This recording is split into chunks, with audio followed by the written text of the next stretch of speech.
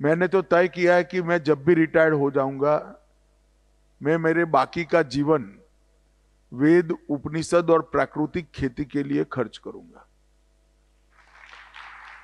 ये प्राकृतिक खेती, ये इस प्रकार का एक वैज्ञानिक प्रयोग है जो कई प्रकार के फायदे देता है।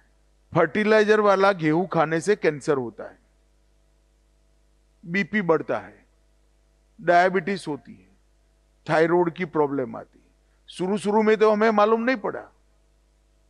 तो खाने वाले के शरीर को अच्छा रखने के लिए फर्टिलाइजर, केमिकल बगैर का खाना खाना,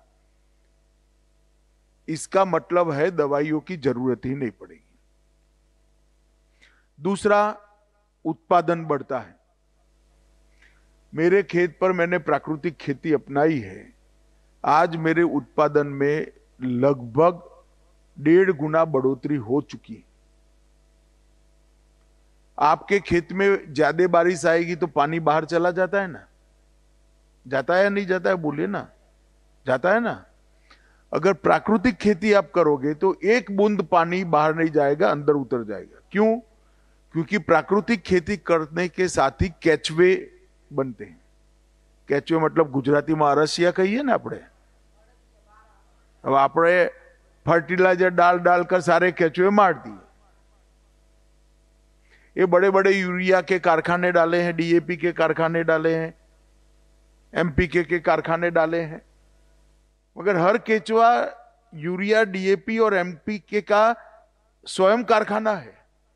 वो मिट्टी खाता है और खाद बनाकर बाहर निकालता है। मगर हमने जब यूरिया डाला तो केचवा मर गया।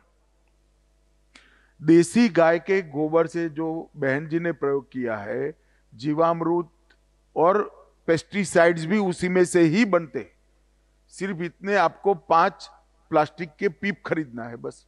और एक देसी गाय में 21 एकड़ का खेती हो सकता है। 21 एकड़ का, सिर्फ एक गाय में।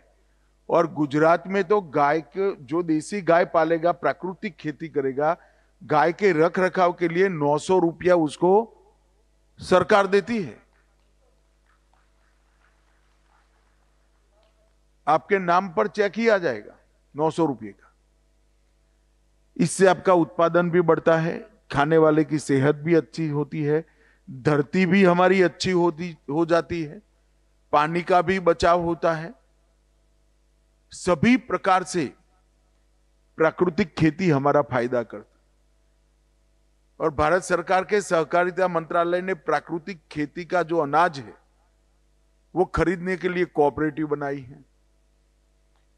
और अब बहन जी को गेहूं का भाव 2 गुना मिला, मगर एक गेहूं अमेरिका जाता है तो 6 गुना मिलता है।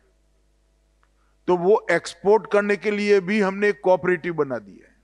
तो सभी लोगों ने, दूध का व्यवसाय करने वालों ने अपने गोबर के लिए भी चिंता करनी चाहिए। और गोबर का उपयोग केवल और केवल प्राकृतिक खेती में करते। बहुत सारे किसान गोबर को ऐसे ही डाल देते खेत में। एक छोटा सा प्रोसेस कर चूना, गुड़, गोबर और 2-3 हल्दी और 2-3 केमिकल डालकर अगर आप जीवामृत बनाकर डालते हो, इसको हिलाकर 36 घंटा रखना पड़ता है। तो एक गोबर कभी यूरिया न डाल पाए ऐसे खेत की रचना करेगा। और आप यूरिया का जो खर्चा करते हो, वो सारा खर्चा बच्चों को अच्छा खाना खिलाने में करिए, खिलौना लाने में करिए और बच्चों को नए कपड़े दिलाने में करिए। आपका उत्पादन भी कम नहीं होगा,